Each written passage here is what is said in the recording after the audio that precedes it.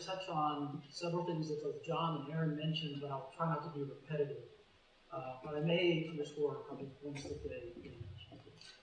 My father, Guy Wright Jr., was born in Albuquerque 99 years ago last month.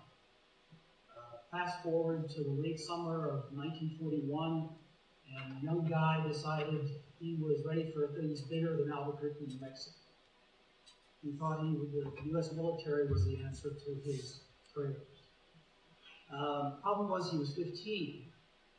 He was pretty big for his age. He's about 5'10", 170 pounds. And he went and spoke to the United States Navy recruiters. And they said, "We'd love to have you, but if you could bring your birth certificate with you next time, we'd really appreciate it." He then went to the United States Army. And the Army recruiter said, "Sign here." Late September 1941, he took a train up here to Santa Fe from Albuquerque. He was inducted in the United States Army and was driven back over to the Wainwright depot, put on a train, and was headed west. He had decided among his choices of Panama Canal Zone, Hawaii, and the Philippines, the location farthest away from Albuquerque. So he was headed to the Philippines, the 31st Infantry Regiment in the Philippines. This may have been what he expected. Parades on the Luneta in Manila, the Pearl of the Orient, or a leisurely hike through the Luzon Central Plain. He wasn't aware that the United States and Japan were edging toward war for probably over a year. Up there in the left top corner, that's Douglas MacArthur, who was recalled to active duty in July of 1941, 2 months before my father enlisted. That was in response to Japanese move into French Indochina, today's Vietnam, in addition to some severe economic sanctions. MacArthur was called back to active duty and given command of U.S. Army Forces Far East. That's General Wainwright with him in the campaign hat. General Wainwright was in charge of the Philippine Division. Within the Philippine Division, 4 of the Philippine Division were 3 infantry regiments. 1 was the 31st Infantry. The other 2 were Philippine scout units. The Filipino enlisted men, mainly led by American officers. They were also regular Army. They were well-trained and highly respected throughout the United States Army. Back to the 31st Infantry Regiment was unique in that it had never been stationed in the United States. It was established in the Philippines in 1916. It earned its nickname, the Polar Bears, from a deployment to Siberia in 1918. Its motto is Pro Patria in Latin, which means for country. General MacArthur was granted just about any request he made for reinforcements in the Philippines. The problem was getting the transportation to get those reinforcements there. Most of those reinforcements came through the port of Manila. My father was an infantry reinforcement. He arrived there in late October 1941, went through 6 weeks of basic training, and joined the 31st Infantry Regiment on November 27, 1941. The following day, U.S. intelligence was reporting the Japanese invasion forces were ready to sail from Shanghai, from Formosa, and from Hainan Island, with their likely objectives being British Malaya, Thailand, and the Philippines.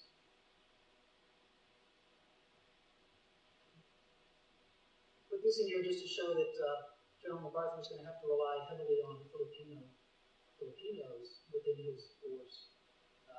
A week or a month after this picture was taken, 10 divisions of Philippine Army Reserves began their mobilization. When all was said and done, MacArthur would have over 100,000 Filipinos within his command. Someone mentioned War Plan Orange earlier. War Plan Orange for decades has been the plan for the defense of the Philippines. The assumption was that the Luzon garrison, the main garrison of the Philippines, would be overwhelmed by a Japanese invasion, and that the only strategy would be a defensive one on Bataan, with enough stores to get them through 6 months, and with the hope that the U.S. Pacific Fleet would come to their relief. Historian John Costello referred to War Plan Orange as a comforting fiction. Not too many people believed that that was going to be successful. MacArthur argued that War Plan Orange needed to be in the picture, that once he had full reinforcements, he could actually defend the Philippines from the Japanese invasion, and then go on the offensive from air bases in the Philippines with B-17 bombers and go with Japanese targets across the South China Sea. The problem was he wouldn't be fully reinforced until April of 1942, and the Japanese were good.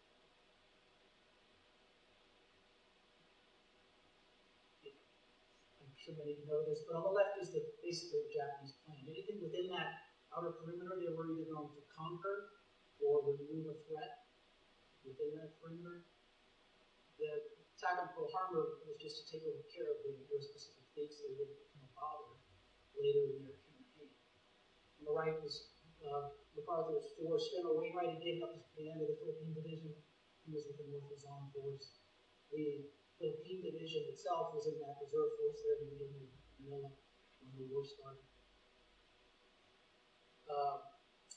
When the war started, MacArthur had only received about 140 of the aircraft, of the 500 aircraft he had promised. He was probably 4,000 or 5,000 infantry short of what he had envisioned. In the 31st Infantry, as an example, their wartime strength was to be brought up to over 3,000 men. When the war started, they were less than 1,800. And worse for the 31st Infantry, many of the senior officers and senior non-commissioned officers had been stripped from the regiment to go train the Filipino reserves in the force. The problem with the Philippine Army force was it was not properly trained yet, fully mobilized by mid-December, but not fully trained and really fully equipped. The only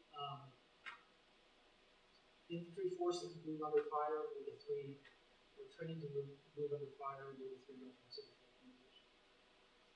To make a sad story short, the repeated bombing by Japanese aircraft that I already mentioned coming over from Formosa on December 8th, which was December 7th, east of the international date line.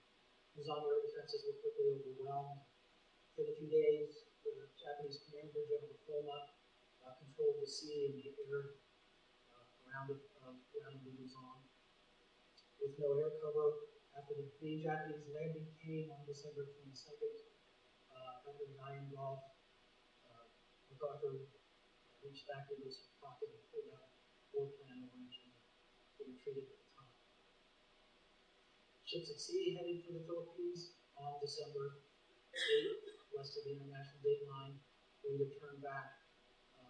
The reinforcements, some of the reinforcements MacArthur was expecting, would be turned back or directed to safe harbors.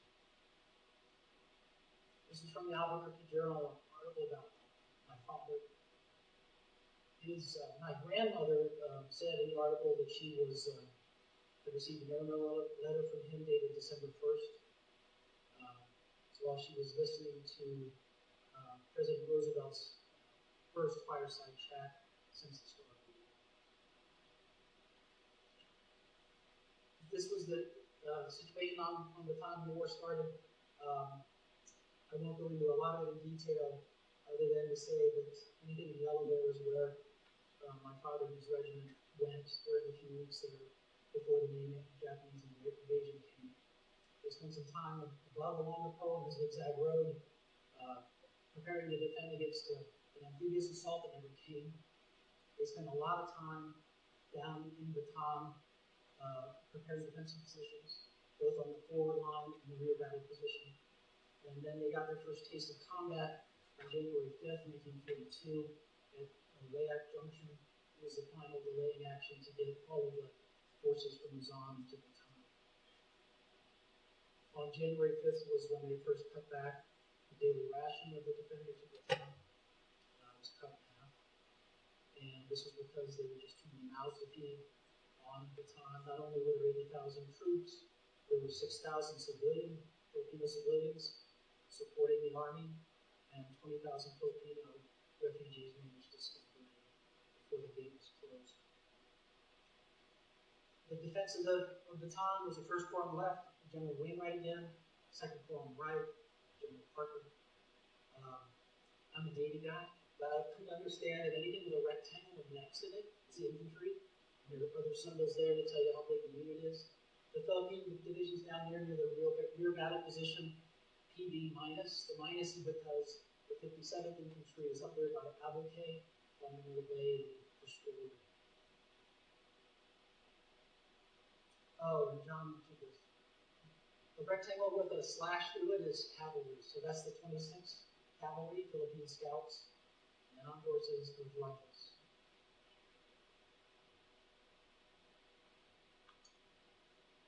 The first contact in the Battle of Bataan, or the Battle of Bataan, started in earnest on January 9th with Japanese artillery assault. On the 14th was the first contact between the two forces.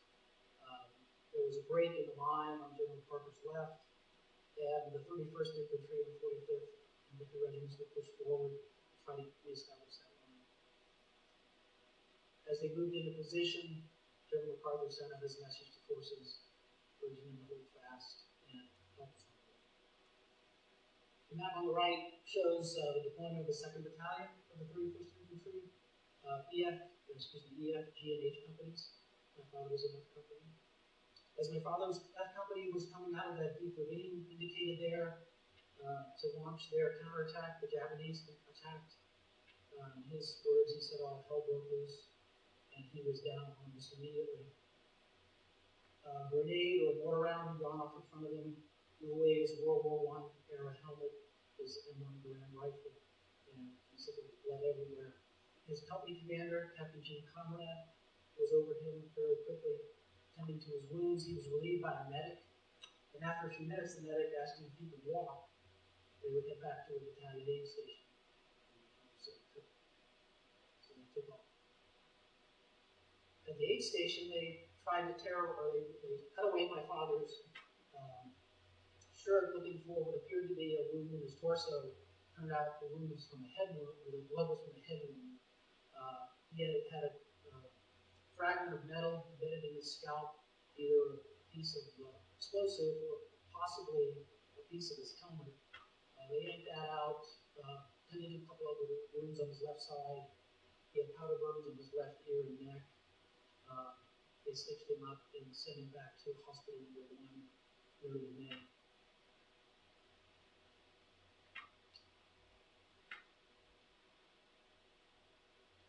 Back at Hacienda, the counterattack had failed. And then in succeeding days, they continued to try to reestablish that line. It never worked out. The regiment eventually pulled back and dug in a little bit below Hacienda. My father's wounds turned out to be mostly superficial. He rejoined his unit there. January 22nd, General MacArthur approved the withdrawal back to the reserve line, deeper into Bataan. This was a situation there. General Homa made several attempts against this line with really heavy losses. Combined with the losses he had earlier and rampant malaria in his troops, decided to think things over. By February 8th, he decided that he would rest and refit his force and call for reinforcements of the defenders of the town. That started a period of about just over 2 months where there was no fighting in the ground forces at the time. The Pvt Division is the circles, the 31st Infantry is off there to the right, to the LeMay, the 45th on the left to support the 1st Corps, and the 57th was put down south to go in either direction as needed. John mentioned this earlier. At this point in the war, in Japan, what they called Operation Number 1, the only objective that had not been met and on schedule was in the Philippines. For this reason, the Philippine garrison became a beacon of hope in the sea of defeats, and General MacArthur became an international hero. Within the 2nd Battalion of the 31st Infantry, my father's battalion, the feelings were mixed at this time. Captain Conrad later wrote that he believed that the hopelessness of the position made the men more determined. The 2nd Battalion Surgeon, Captain Ralph Hibbs, he was a little bit more pessimistic. He wrote later that he thought that the men and fought well, but in return they would be rewarded with the opportunity to slowly starve, try to fend off another Japanese attack and probably fail. Historian Lewis Morton wrote about this time that the fate of the Philippine garrison had been decided on the first day of the war at Pearl Harbor. During this lull in fighting, the troops reinforced their lines, did some needed training, patrolled in front of their lines, and scrounged for food. In February, their ration had been cut back to 1,500 calories a day. In March, back to 1,000. 1,000 calories a day is just a little bit more than a couple of mixed nuts. Tropical diseases and forced malnutrition started taking their toll. Malaria and dysentery rampant among the troops. The effects of vitamin deficiency were starting to become obvious among the troops. The 31st Infantry was reinforced in March with 400 augmentees or replacement troops. These were non-infantrymen from the main aviation elements, ground crews that had no aircraft to support. My father got a new job during the lull in fighting. He was now a BAR man, grounding automatic rifleman. The AR team was a gunner and assistant gunner. His assistant gunner was Sergeant Frank DeStefan. He was formerly with one of the aviation chemical companies. MacArthur was ordered out of the Philippines in March 12th, or he left on March 12th, and made it to Australia and said he would return. General Wainwright took over the command of the Philippine garrison. On March 15th, the Ides of March, the remaining 250 horses and 48 pack mules with 26 cavalry were sent to slaughter, and their meat was added to the food ration. March 15th, 1942, Private Guy Wright turned 16.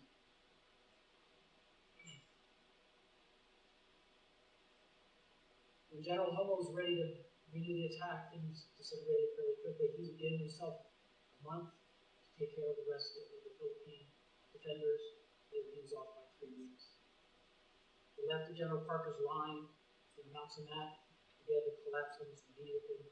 When the Japanese infantry moved forward, the 31st Infantry was pushed forward to launch a counterattack that was supposed to occur on April 6th. Even after adding 400 troops during the lull fighting to the 31st Infantry, the morning report on April 6th indicated the strength was 800 men, and probably no more than half of them prepared to fight or able to. This was the general condition of the fighting on the line. The planned counterattack of the 31st was over before it started. The 31st was forced to withdraw cross country through the jungle because their escape route had been cut off. They set up a position on San Vicente River, which is that big fence-looking thing across the map. They were forced off of that line fairly quickly. Another jungle retreat cross country to the southeast. This is a good picture of what happened over those several days when the defense of the second floor collapsed. In the confusion, my father and Sergeant DeStefan were separated from their unit. They made it down to Captain there in the lower right corner along Miller Bay. They heard that there was an order to surrender the following day.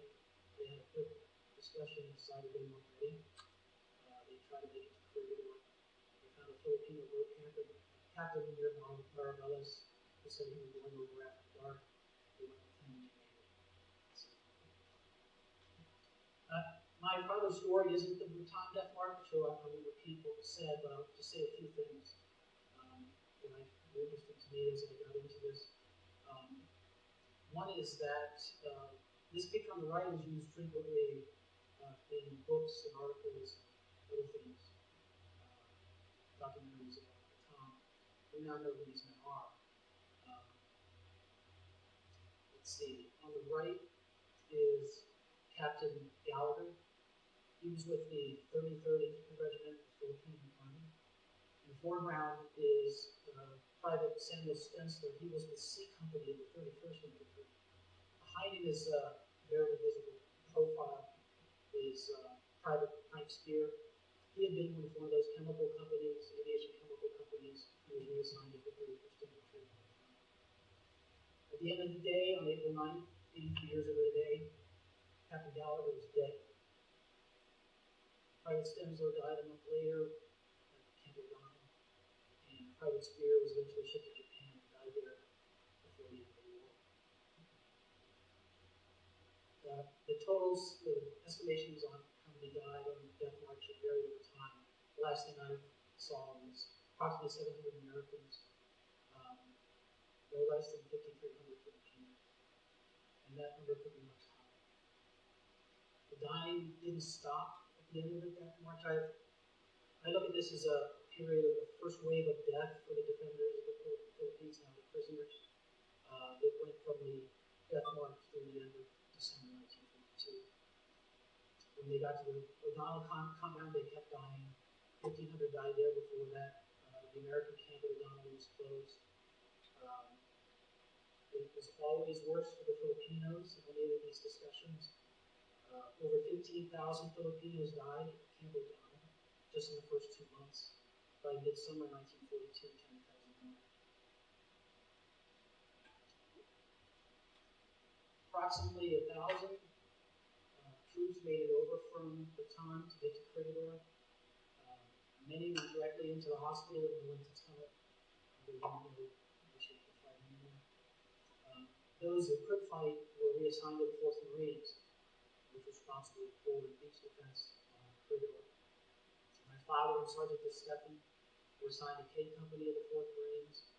They were now manning the 50 caliber gun position, overlooking bottom side in the North Dock, which is in the foreground there. 3 weeks later, the combined effects of dysentery that my father brought with him from Bataan and his first attack in malaria put him in the hospital in the winter time.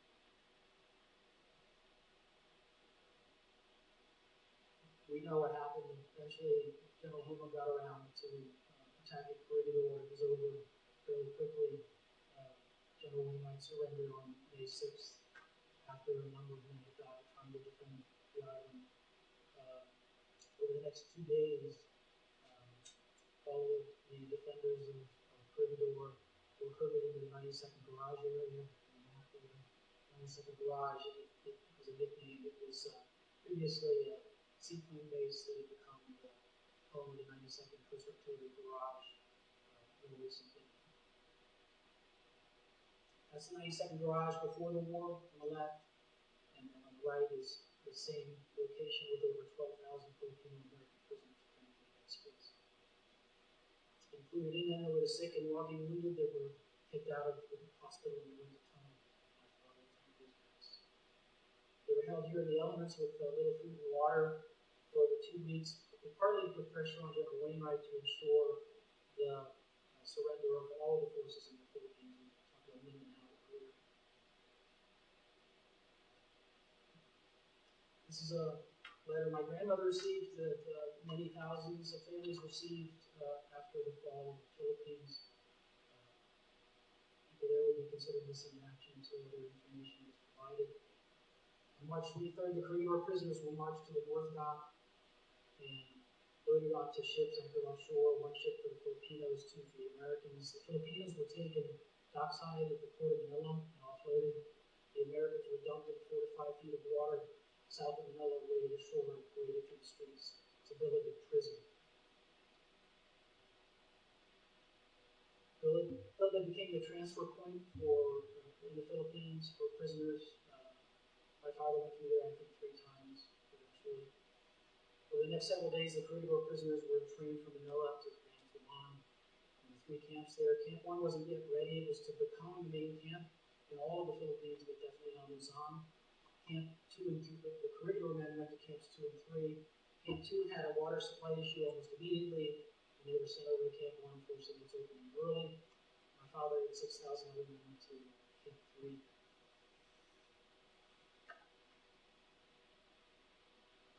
I mentioned before, the diet continued through the combined death toll of the prisoners at the Cabana to Lung camps through the end of the year was 2,700. At Camp 3, my father realized that maybe the best defense would be to be active.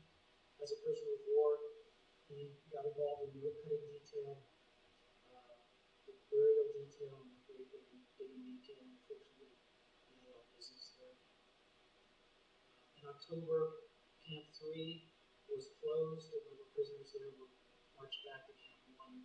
At that point, it really was housing about 10,000 men. Other than some work details that had been sent out, and I think by that time they had shipped all these ships and prisoners out to Japan. At Camp 1, my father continued what he was doing before. They were getting burial, the woodcutting detail, and he added sawdust to his resume. They were preparing a large farm there to sustain the camp. The first wave of death for the defenders of the Philippines didn't end until December 1942, when the Japanese, around November timeframe, began providing more nutritious food, and Christmas time, they released Red Cross food packages to the prisoners. The effect was almost immediate. Pvt Wright averaged over 400 prisoner deaths per month since it opened. In December, that number was 149. In January 1943, it was down to 78. February was 10.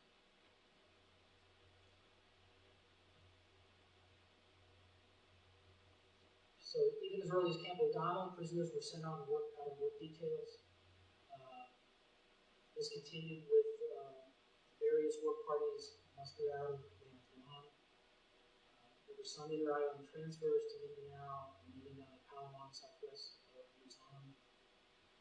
And then I mentioned before shipments. The first shipment of prisoners that went out of Japan was July 1942. My father was tagged for a work detail in January 1943 to go to the Lipa airfield. Lipa's there in the lower right corner. It's about 50 miles from there. At Lipa, they were involved in airfield construction, extending the runway and creating some taxiways. They were also involved in building revetments and gun positions for the Japanese. All this stuff, the Japanese said that they were not signatories to the Geneva Conventions. They said they would follow them. This was not what you do under the Geneva Convention for prisoners of war. The image there is of after the war, Colonel Herbert Coon of the United States Air Force. Back at Lipa, he was Captain Herbert Coon of the U.S. Army. He was one of the senior medical men there. That's his list of. He kept detailed notes during his time there, and he managed to hide them away before he was shipped out of the Philippines. He survived the war. He recovered those documents and wrote a book. This was just an accounting of over 6 months ending in May 1943, I think, of hospitalizations at that camp. There was about 400 men that were there at any one time. Not only the nagging ailments, but the injuries that occurred at the camp. Even though these were hospitalizations, the Japanese didn't want those hospitalizations to go too long. If somebody was truly ill or seriously injured, they were shipped back to go to the prison to the hospital there, where some recovered and many died. Most lingering ailments, my father said he just had to deal with. My father had a thing for gallows humor as I talked to him about his wartime experiences. He said here at Lipa, Captain Coon and the other medical men had gotten a hold of a 5-gallon can of castor oil, and they thought that would be the solution to the nagging dysentery among many of the prisoners. My father said that from his perspective, there could be 2 outcomes. One, and both outcomes were acceptable. One, you take the castor oil and it would cure you. 2, you would take the castor oil and you shit yourself to death. At that time, he was fine. 16 months after the Fall of Bataan, my grandmother got this telegram. The first she knew that her son was still alive. At all the prison camps in the Philippines, the buddy system was very important. You look out for each other when you're having a down day, and your health isn't the best. My father made 2 good friends in Pvt Wright that carried over into the Lipa camp. Lieutenant Hugh Barrett was with the 71st Engineer Battalion. He was from San Antonio. Private Jim Wagner was with the Quartermaster Corps from Tingo, South Dakota. Wagner, in particular, had a nagging case of beriberi that put him in the hospital frequently. And my father made sure that he would get more than the Japanese edict of half rations for somebody that didn't work, and Jim did the same for him. In mid-March 1944, believed the camp was closed, and the men were trucked back to Camp Murphy at Zabuan Field, a little bit closer to Manila. Another airfield construction project there was a much cruder airstrip. It's basically rubble covered with dirt, rolled out, and that's what that work was all about. By this time, my father and most of his fellow prisoners were without shoes, and they worked here for 6 months at the airfield and at a quarry, rock quarry nearby. On August 17th, my father got this letter from his mother. San Antonio de Padua is the patron saint of missing persons and things. The medal of the patron saint of missing persons and things was missing. All that was left was the adhesive from the tape she used to take the letter to the other. Several days after he received this letter, on August 20th, the camp commander at Camp Murphy was told to go down 550 prisoners to be shipped out to Belgrade and would be headed out of the Philippines. Shipments picked up in the summer of July and August of 1944. The 4 ships with an asterisk, they had actually come up from Singapore carrying British, Australian, and Dutch prisoners and stopped in Manila. Later in the fall, the forced exodus of the prisoners from the Philippines, with a couple of other developments that created the second wave of death for the defenders of the Philippines as prisoners of war. The first was, John mentioned earlier, the POWs were the ships that were marked with their crosses and the other markings that indicated they had carried out like prisoners. They were simply more Japanese freighters and transports that were heading north to Formosa or Japan, and then likely targets U.S. forces. The other 2 developments had to do with the U.S. Pacific Fleet. The submarine force at the beginning of the war had trouble making an impact for a variety of reasons. Poor leadership among its submarine commanders, too many missions, and a faulty torpedo design. All those things were solved by the early part of 1944, and in terms of missions, the focus of the Pacific Fleet submarines at this point in the main became the interdiction of Japanese shipping going north or south from Japan. They focused on the Luzon Strait between the Philippines and Formosa. The final development was the use of the aircraft carriers of the U.S. Pacific Fleet. They refined something called the Fast Aircraft Carrier Task Force, which was implemented by Admiral Mark Mitchell. It basically involved massing more aircraft carriers than we can see there, plus escort carriers, light carriers, battleships, any other thing, ship you could imagine in the U.S. Navy, and then deploy that force to anywhere they wanted to go, and deliver as many as 1,000 aircraft in a day. I'll refer to Task Force 38. Admiral Mitchell was either Task Force 38 or 58, depending on which fleet admiral was in town at the time, Spruance or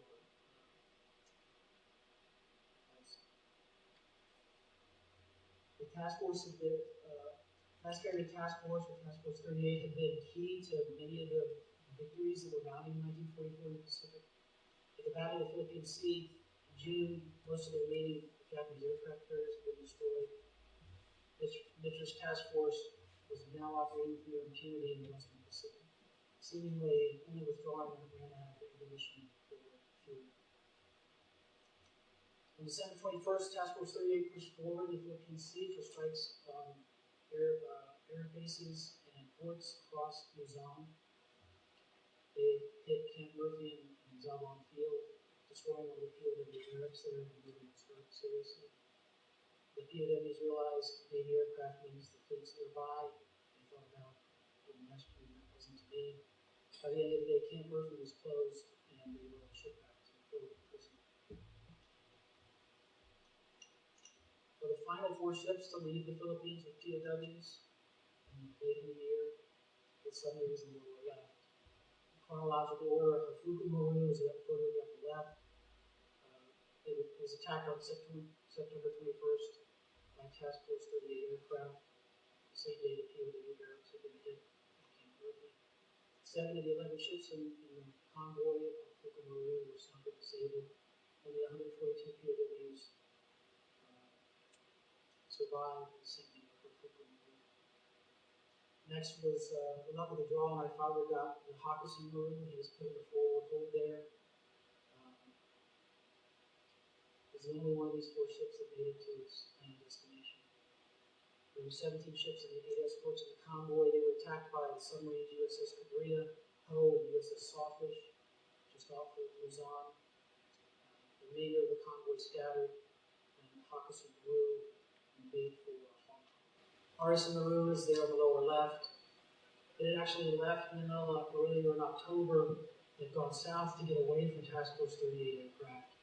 Came back to Manila, was back at sea by the 21st, and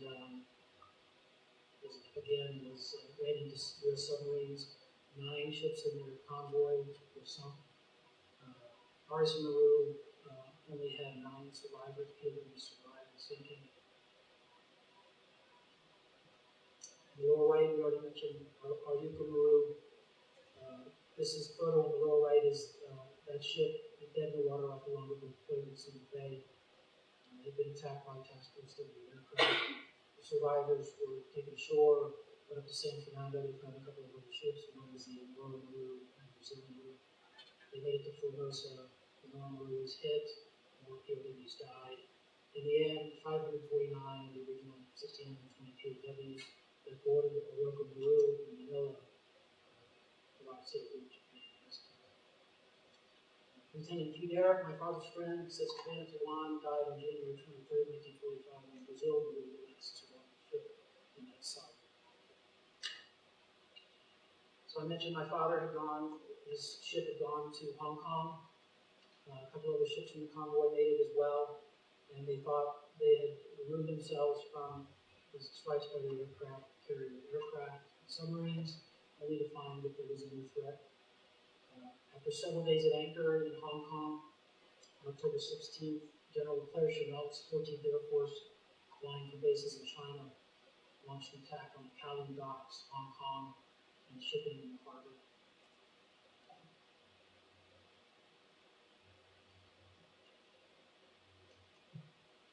You see the Kowloon docks there in smoke, bomb strikes in the water. The report said that heavy damage to Kowloon, etc. 19 freighters sunk or damaged.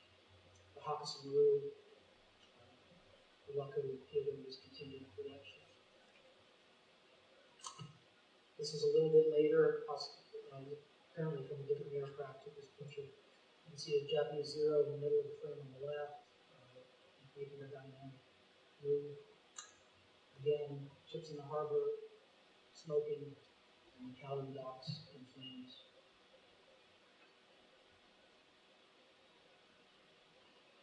I'm going to quickly go through this.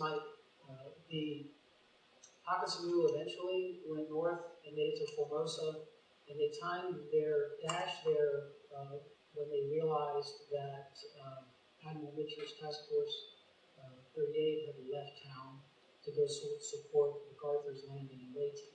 So they made a dash over to Formosa during that period. They spent several days offloading materials and headed out again, only to turn back, apparently because there was some threat that they detected. And the prisoners were eventually offloaded there for a short period, less than 2 months. In that 39-day voyage of Hockessin Maroon, 36 POWs had died.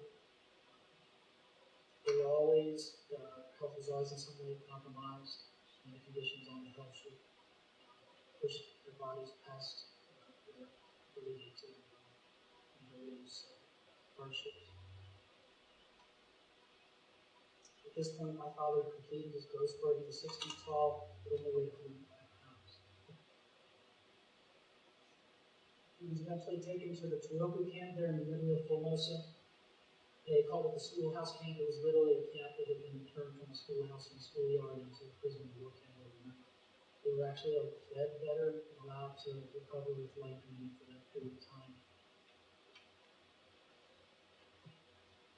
January 1945, they shipped out to another hell ship up at Keelung. Again, some close calls with aircraft from Task Force 38 and another with a submarine later on. They eventually made it to Moji, Japan. My father was in a group of 2 other prisoners that had gone to the Wakanahama camp in Kobe. They were to work in the Kawasaki Heavy Industries steel yard on Osaka Bay. 3 months later, they went to a new camp, which would be their final camp as prisoners of war. This is what chased them out of Kobe. The fire bombings of Tokyo and other major cities from General May planners started in March and went through June. The image on the right is actually the Wakanahama camp after the war. The steel yard is off to the right, someplace out of the frame in Osaka Bay, and the POW camp is the one there with the L-shaped building. Apparently, after the war, they put some more prisoners in there for safekeeping until they could get them out. That's why that POW is on top of the floor. This is my bar camp. Here they spent 4 months planting rice and tending the rice fields, relatively light duty. On August 15th, 6 days after the second atomic bomb was dropped on Japan for Hirohito announced the Japanese people that he had accepted the terms of surrender. Airdrops of food and medical supplies were made to the remote camps. You can see there those flags. One of the prisoners had taken parachute material from in town and found a seamstress to make flags representing the nationalities of the prisoners at that camp: Americans, British, Australians, and Dutch. 80 years ago, this September, on September 9th, 1945, a week after the formal Japanese surrender, the former prisoners of the Mike Bar camp were on their way home. Back in Albuquerque, Father made the news again. Back home, there's a reference there to eating beans and chili, no surprise. He was now Corporal Wright. He'd been promoted a couple times while he was a prisoner of war.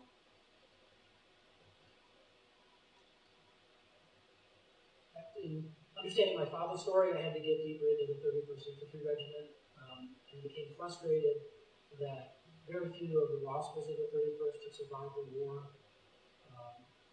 So I kind of took on an additional task of figuring out who they were when they were started and what happened to them.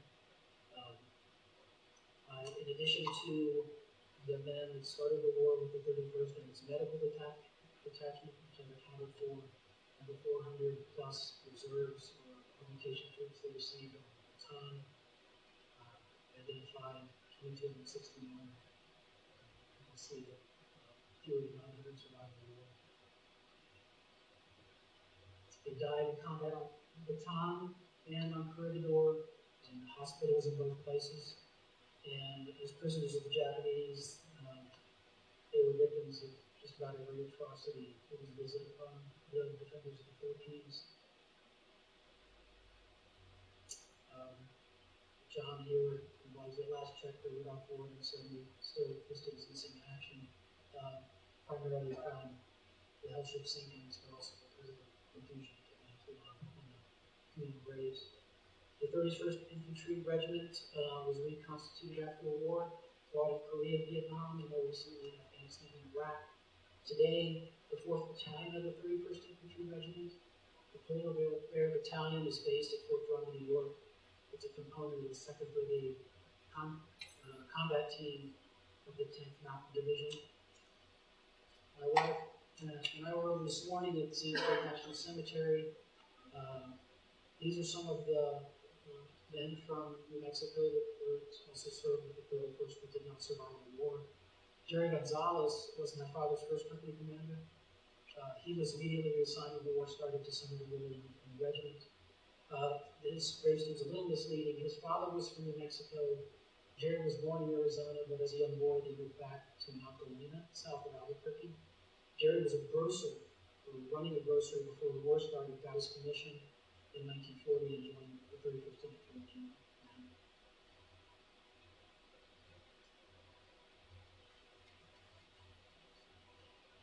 This is my final slide. My father re-enlisted.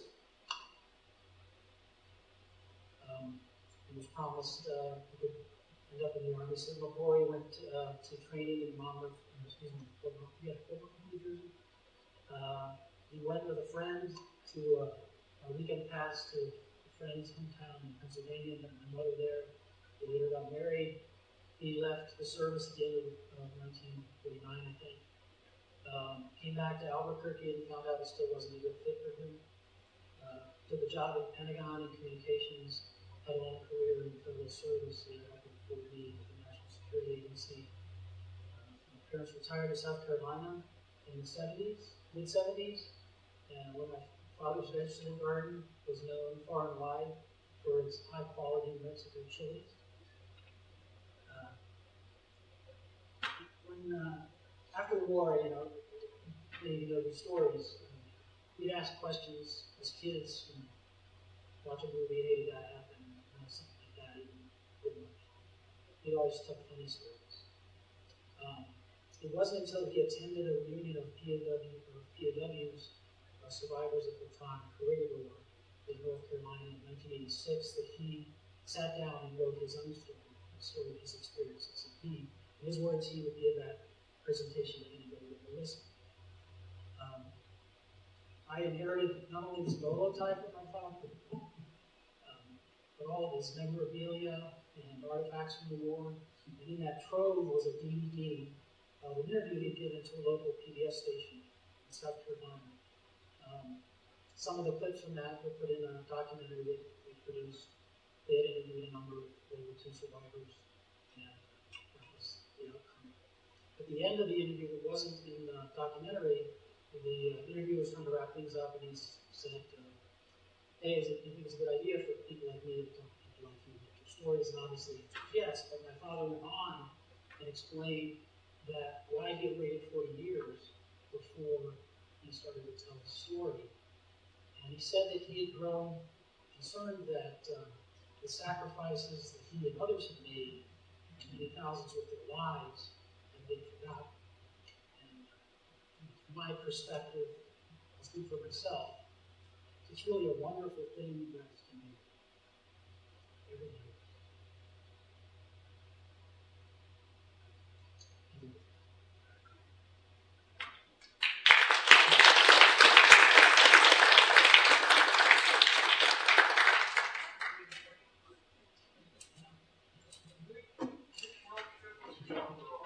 He was on Hakkasan Maru, and then later the notion from Formosa to Japan.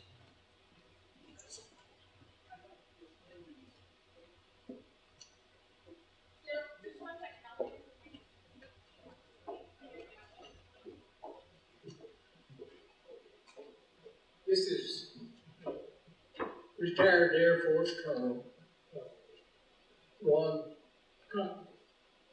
And we got to we live in Albuquerque, and he rode up with me, and we got to town about an hour early for the 11 o'clock meeting. And he told me he wanted me to take him to the National Cemetery so he could talk to Jerry Carson. I wrote the story of Jerry. Right. And so we went up there, and while we were there, we went by my younger brother's cemetery, or his gravesite.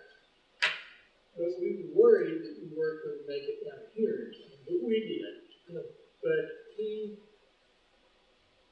made a shadow box for me a couple of years ago, and he had made one for Jerry. What's Jerry's name? Gonzalez. Gonzalez. For Jerry Gonzalez a few years back. Yeah, from Magdalene. Yeah. And I just thought it was interesting how we constantly run into the same circuits. Thank you. Appreciate it. Any other questions?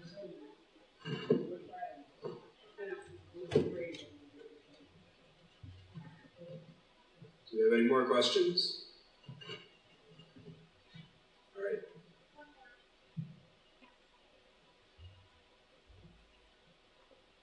It's isn't a question. I'm just blown away by your pictures and the maps and what happened during there. I've been to Pvt and I've been to Marvelous and I've been to Iwo Jima and the World War II historian. And you're filling in a lot of holes in my knowledge of what happened. And I thank you very much. I'm really happy to say that. When I had interviewed my father a number of times, and we exchanged emails and phone calls to follow up, but once I got down and started writing the story, there was so much I didn't know that I wanted to provide the context for everything that happened to me. The whole thing about the aircraft carriers, and a lot of the stories I read, they just showed the aircraft show up out of nowhere. Well, there was a plan behind all that, and there was purpose behind all that. So that's just an example of the things, the gaps that I wanted to fill in, just so I understood. So I'm glad. Well, I interviewed a dozen of the survivors back in the early 2000 and over the years, and they're in my book that I wrote. But your father wasn't in the National Guard, and so you're filling in a number of holes of my understanding of what happened when the men were captive. And I'd like to talk to you about possibly using some of the illustrations in my talks. It's very valuable, and I promise that I will continue to tell this story. And so I agree with you. And also had the problem of, well, not the problem, but the men wouldn't open up until around the time we were interviewing them. And there was one man who was on the Pvt from Los Alamos who we interviewed. He never told the story. And fortunately, I had lots of recording material, and he opened up in the library. And it was the first time he told the story, and it took 3 hours. Unfortunately, I had recorded it, and I made a copy for him, which he used to write his book. But his family had not known, and so I just want to thank you for what you've done. And I'd be happy to share it with you. A lot of when I wrote the book, I was very careful about copyright, but not for this presentation. I stole from John's website, I stole things from everywhere. So, I'm not making any money off of this, so I think that's good. Hopefully, just one more question. We're working on a film, and Gene Hackman is the one who narrates the film. Part of that narration includes the hell ships. And I asked the question for Jerry McGill, her father was also, she was making the today. In our narration, we talk about the hell ships and how soldiers on board would drink the blood of some of the soldiers that were passed away. Can you verify that? Do you have any information on that? My father, he would not talk about it. There are, in his ship, Hawkinson Brew, 39 days, deaths. Other people have written stories about men killing other prisoners who basically losing their minds out of control. It's almost like putting them out of misery. My father said, I didn't see any of that. He said, I sat on my canteen, I guarded that sucker with my life, and he said he got lucky, he got a bulkhead to lean up against for the whole trip. And I ask questions every way you can ask a